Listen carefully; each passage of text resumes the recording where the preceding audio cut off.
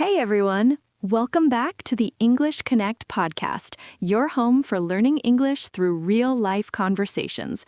I'm your host, Sophia, and joining me as always is the wonderful Jason. Hey, Sophia. Hey, everyone. Great to be here. How are you doing today, Sophia? How's your week been? Jason, honestly, my week has been a masterclass in everything we are about to talk about today. Oh, really? Tell me. So, I had this moment on Wednesday evening.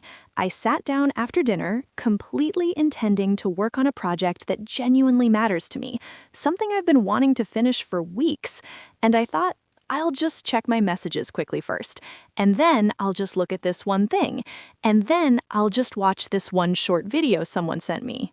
Oh, no. I already know where this is going. An hour and 40 minutes later, Jason. An hour and 40 minutes. Gone. And the project? Untouched. And the worst part wasn't the time, it was the feeling afterward. This flat, deflated feeling of, I had the time was right there, and I handed it away to nothing. That feeling is so specific. It's not tiredness, it's something closer to disappointment in yourself. Exactly. And I sat there thinking, I talk about this, I think about this, I care deeply about living intentionally, and still, Wednesday evening happened. Which I think is actually the most important part of this conversation, because I think a lot of people assume that people who are good with their time have somehow solved the problem permanently, like they never get distracted, never waste an evening, never look up and wonder where the last hour went. But nobody has solved it permanently. It's a practice, a daily, imperfect, ongoing practice. And Wednesday was a reminder that I still need to work at it.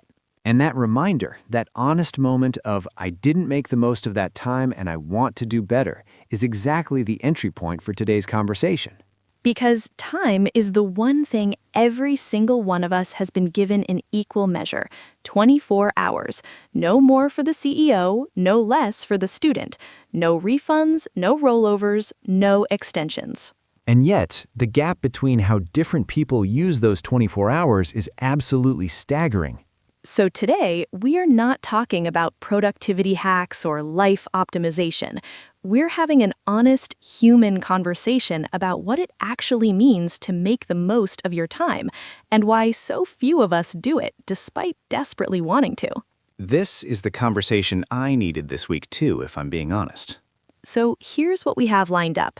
First, Jason and I are going to have a deep, real conversation about our relationship with time, why we waste it, what it actually costs us, and the specific mindset shifts and practices that genuinely change how you use it. Then we'll break down 5 vocabulary words and phrases to sharpen your English. And we'll close with a challenge that will help you reclaim your time starting today. Not Monday, not next week, today. Before we dive in, if this podcast has helped your English or your thinking even once, please hit that like button and subscribe. It genuinely helps us reach more people who need this conversation. And here's our question for you. What do you wish you spent more time doing? Drop it in the comments right now, because this episode is going to make that answer matter. Let's go. Okay, Jason, let's start with the uncomfortable truth. Most people feel like they don't have enough time, but is that actually true? That's a loaded question, because the feeling is absolutely real. People are genuinely overwhelmed, genuinely stretched. But I think there's a difference between not having enough time and not using the time you have intentionally. Right, because when researchers have actually tracked how people spend their time, like genuinely logged it hour by hour, the gap between how people think they spend their time and how they actually spend it is enormous. We think we work more than we do. We underestimate how many hours go to screens. We forget about the 30 minutes here and the 45 minutes there that just evaporate. And those evaporated minutes add up. 30 minutes a day is over 180 hours a year. That's more than 4 full working weeks.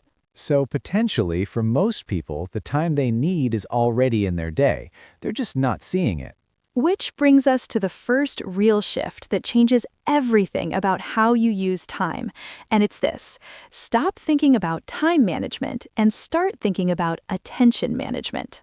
Say more about that, because I think people hear time management and immediately imagine calendars and planners and color-coded schedules. Right, and those things can help, but they're solving the wrong problem. You can schedule something into your calendar and then sit in front of it for an hour completely unable to focus. The time is there, but your attention isn't. Which means nothing gets done despite the time existing. Exactly. Time without attention is just presence. You're there, but you're not doing anything meaningful. What actually creates results, what actually makes you feel like you've used your time well, is focused attention on the thing that matters. And focused attention is what has become almost impossible in the modern world. Because our attention is under constant siege.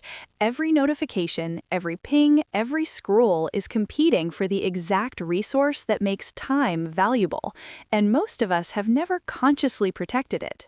I did an experiment about 2 months ago. I put my phone in a different room while I worked for just 2 hours in the morning. Just 2 hours. Phone in another room, no notifications, nothing. And the amount I got done in those 2 hours was more than I typically got done in an entire day. Because those 2 hours were actually 2 hours of you, not 2 hours split between work and checking messages and going down rabbit holes.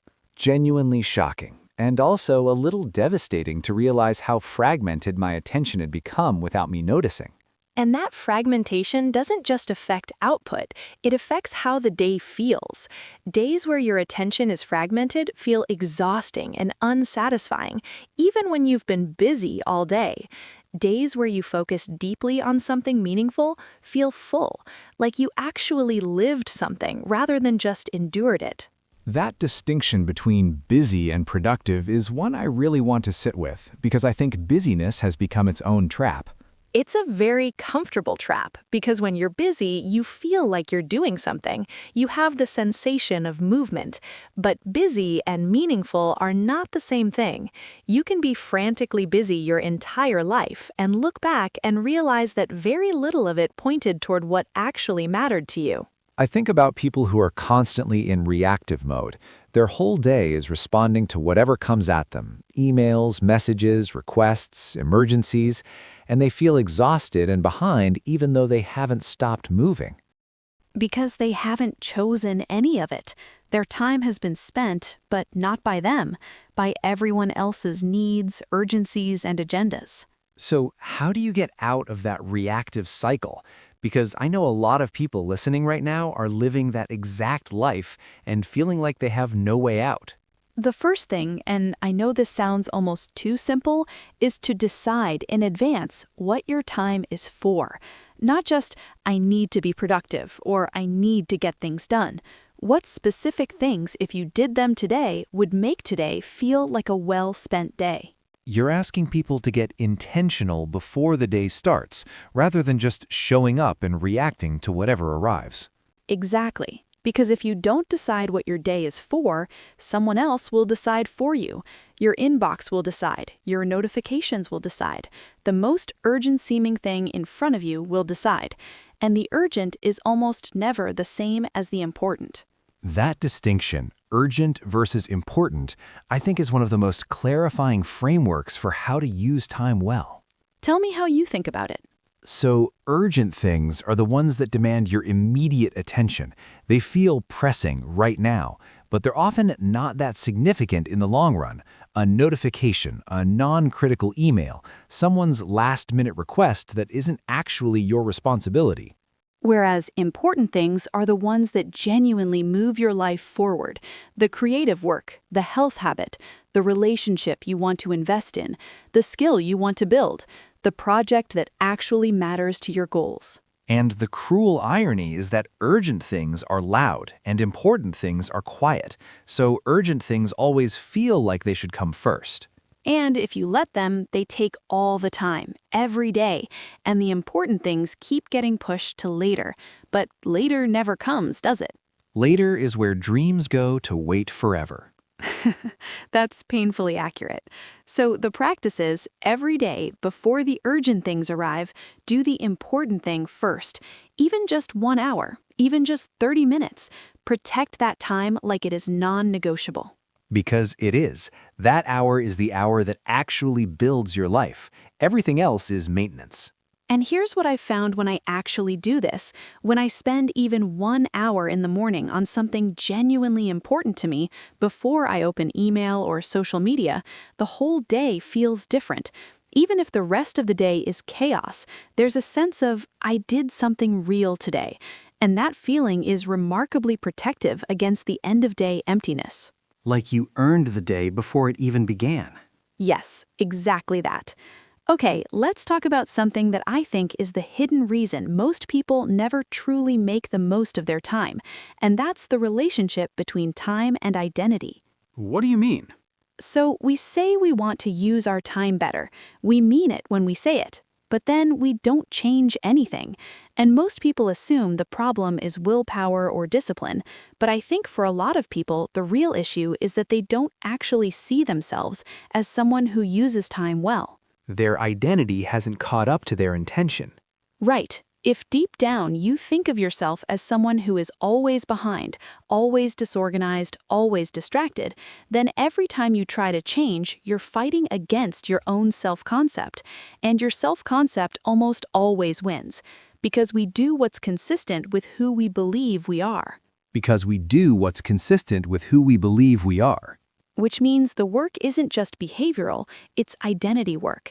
You have to start genuinely believing, through small daily evidence, that you are someone who is intentional about time, someone who protects what matters, someone who follows through.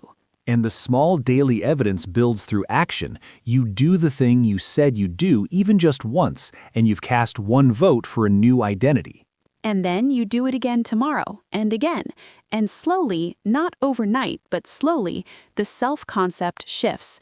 And then the behavior becomes easier, because now it's consistent with who you believe you are. It's the same principle as habits. You're not just building a behavior, you're building a belief about yourself. And that belief is what makes it sustainable, because motivation is unreliable. Inspiration comes and goes, but identity is something you carry with you everywhere.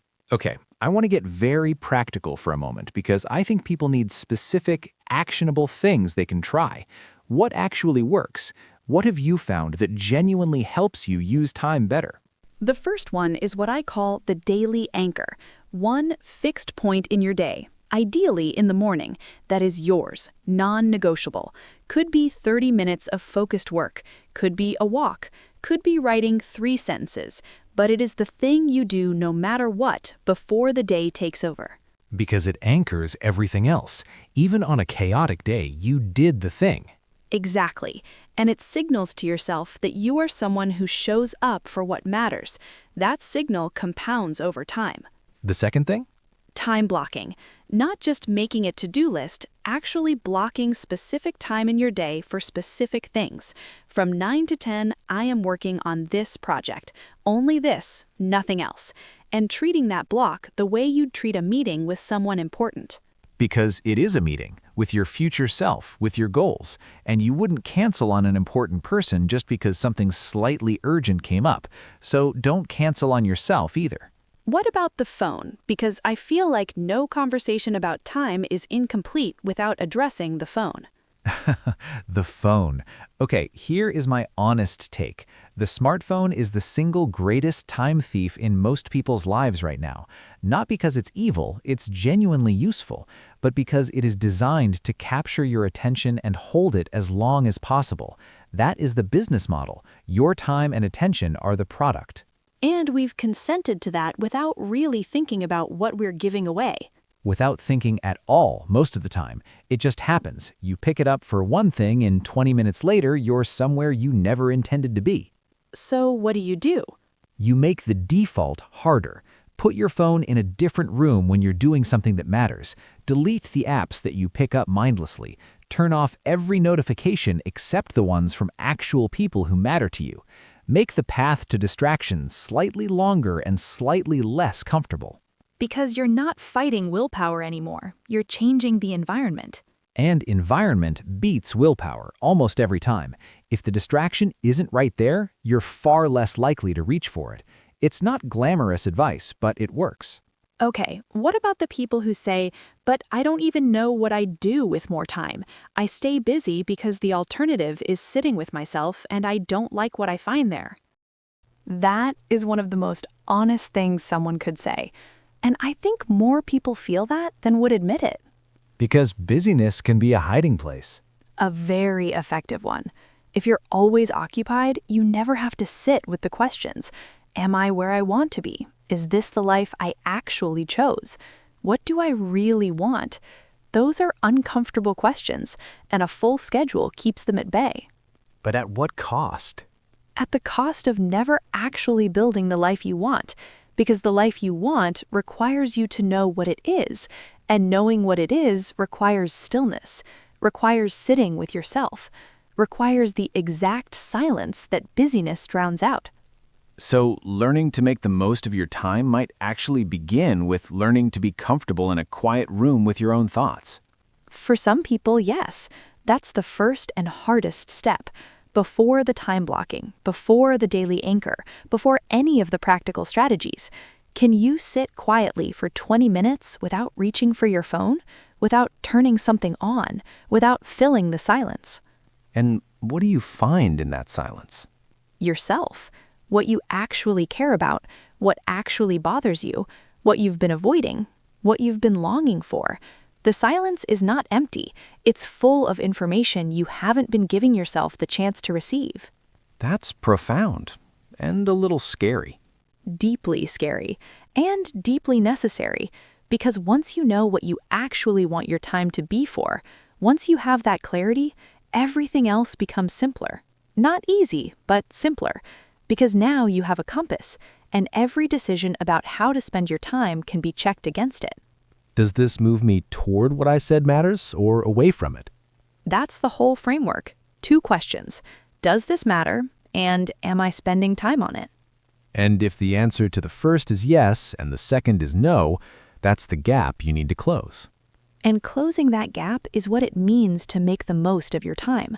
Not getting more done, not being more productive, living more aligned with what you actually value, so that when you put your head on your pillow at night, you can say, I used today. I didn't just endure it. I used today. I love that. I want that to be true every night. Me too. And Wednesday evening reminded me I'm still working on it. And that's okay, because working on it, imperfectly and persistently, is itself a form of making the most of your time. The practice is the point. The practice is the point.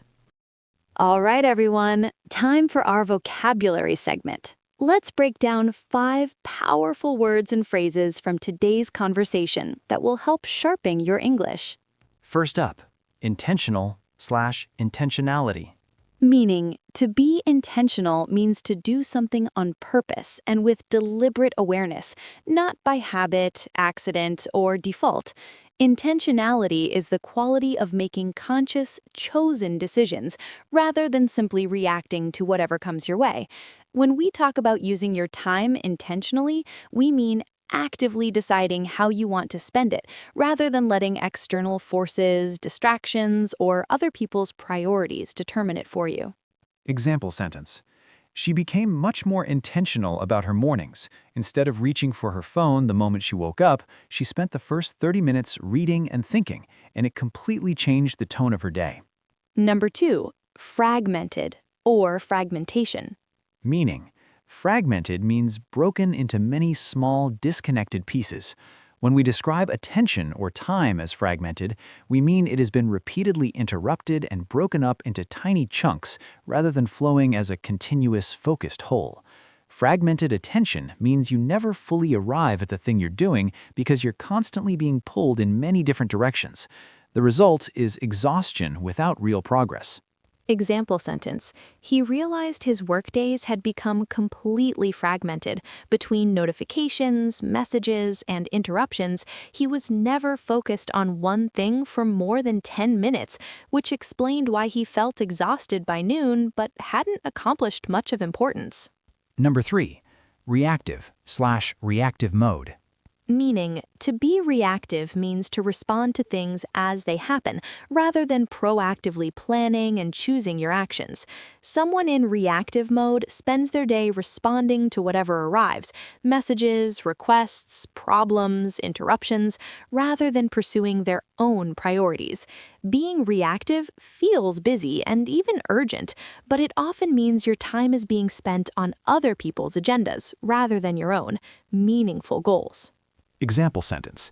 After years of living in reactive mode, always answering emails first, always putting others' needs before her own work, she decided to protect the first hour of every day for her own priorities, and it was the single biggest change she ever made.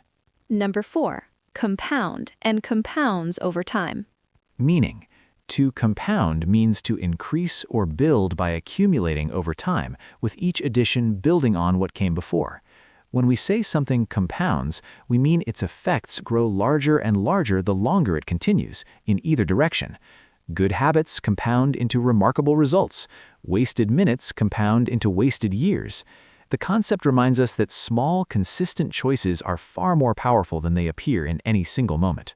Example sentence. He started spending just 20 minutes a day learning a new skill, and while it felt almost too small to matter, the results compounded steadily over the year until he was genuinely proficient, proof that consistency beats intensity every time. And finally, number 5, default. Meaning, a default is what happens automatically when no deliberate choice is made, the preset go-to behavior or option that takes over in the absence of intention. In the context of time, your default is what you do when you're not consciously deciding. For most people today, the default is to reach for a phone, to scroll, to stay in reactive mode. Changing your relationship with time means changing your defaults, making intentional behavior automatic rather than something you have to fight for. Example sentence. She realized her evening default was to switch on the television the moment she sat down, not because she particularly wanted to watch anything, but simply because that's what she always did. Changing the default to a short walk changed her evenings entirely. Jason, I feel like I've just had the conversation I should have had with myself before Wednesday evening. Well, consider it preparation for this Wednesday instead. That's exactly the right attitude. Not guilt about the past, intention for the next opportunity. And the next opportunity is literally today, which brings us to your challenge. Here it is, and it is specific. Tonight, before you go to sleep, we want you to answer one question. In writing, just one. In a notebook, on your phone, on a scrap of paper, it doesn't matter where. Just write the answer down. The question is, what is the one thing that if I spent real time on it this week would make the biggest difference to my life? Not a to-do list, not 10 things. One thing, the most important thing. And then tomorrow morning, before you check your phone, before you open email, before anything else, spend 30 minutes on that one thing. Just 30 minutes, focused, phone in another room, nothing else. And then come to the comments and tell us, what was the one thing? Did you protect the 30 minutes? What happened? Because when you write it in the comments, it becomes real. It's no longer just a thought in your head, it's a commitment. And commitments are harder to break. We read every single comment, and we genuinely celebrate every win, no matter how small. If this conversation landed for you today, please share it with one person who always says, "I don't have enough time." This might be the episode that changes how they see those words. And hit that like button and subscribe so you never miss a conversation like this one. Before we go, here's the thought we want you to carry. You will never find time. There's no extra time waiting to be discovered. The time is here, right now, in this day, in this hour. The question has never been whether you have enough of it. The question is whether you are willing to treat it like it matters, because it does, and so do you. Use today. Don't just survive it. This is Sophia. and Jason. Signing off from the English Connect podcast. Keep learning, keep growing, and this week, keep choosing. Your time is yours. Spend it like it is.